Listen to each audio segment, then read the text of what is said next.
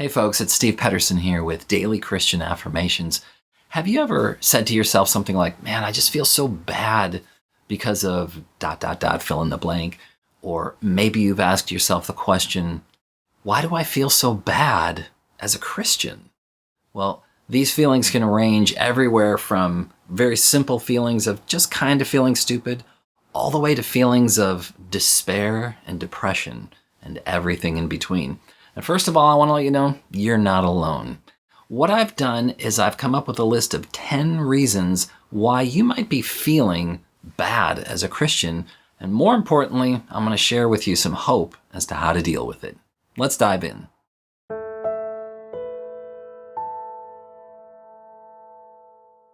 Number 1 is purposelessness.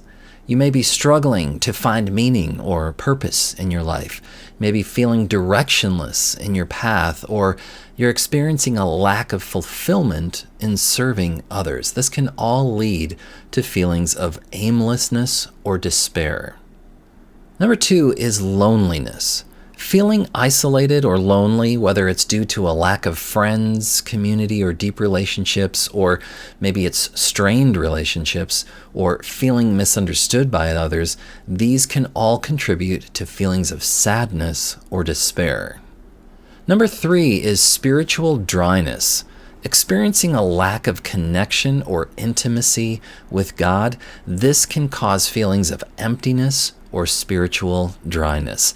This can occur during times of doubt, spiritual crisis, or when going through difficult circumstances such as any kind of loss or grief.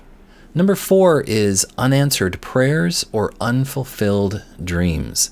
You may be feeling discouraged or disheartened when prayers seem to go unanswered or when outcomes don't align with your expectations. This can challenge your faith and lead to feelings of disappointment. Number 5 is comparison and envy.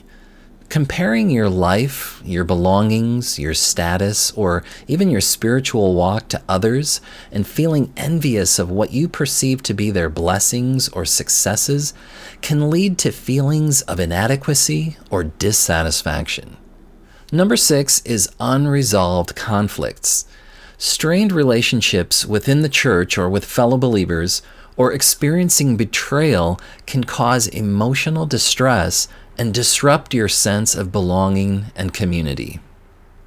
Number 7, disillusionment with the church.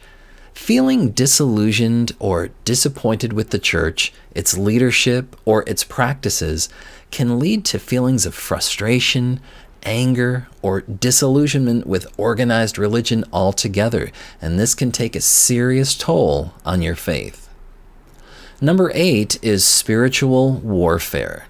Facing spiritual battles or attacks from internal or external forces, such as doubt, worry, temptation, or oppression, bullying, hate crimes, or persecution, this can all lead to feelings of fear, anxiety, or physical and spiritual exhaustion. Number 9, sin and guilt. Struggling with sin or feeling guilty about past actions can lead to feelings of remorse and sadness. You may feel disappointed in yourself for not living up to your moral standards or code of ethics. In psychology, we call this incongruence. In other words, your words and your actions are not congruent with your ideals or professed values. Number 10, shame and condemnation. Internalizing feelings of shame or condemnation, whether that be from yourself or from others, due to past mistakes or societal stigma or judgment from others, can negatively impact your self-worth and emotional well-being. Obsessing about mistakes or flaws, focusing on the negatives in life, having unrealistic expectations of yourself, and not giving yourself credit, but always finding fault in yourself, these can all lead to very unpleasant feelings. But the good news is there's hope. We know that feelings such as feeling bad or down or depressed, do not exist in isolation. There's always an accompanying thought that leads to the emotions that we're having. And the good news is that we can influence and even control our thoughts. That's why I've created Daily Christian Affirmations as a way for you to influence your thinking in a more healthy, spiritual, and uplifting way. I think it's important for us Christians experiencing these feelings to seek support and use all of the tools that we have available to us, whether that be prayer, Bible study, meditation, affirmations, counseling, and community, and to remember that our worth and identity are ultimately rooted in God. Well, there you have 10 reasons why you might be feeling bad as a Christian. Did you resonate with any of those? Could you relate to any of those? Did I miss any? Would you like me to go into a deeper dive into any one of those points? Let me know in the comments below, and I will list each of these reasons in the description of the video.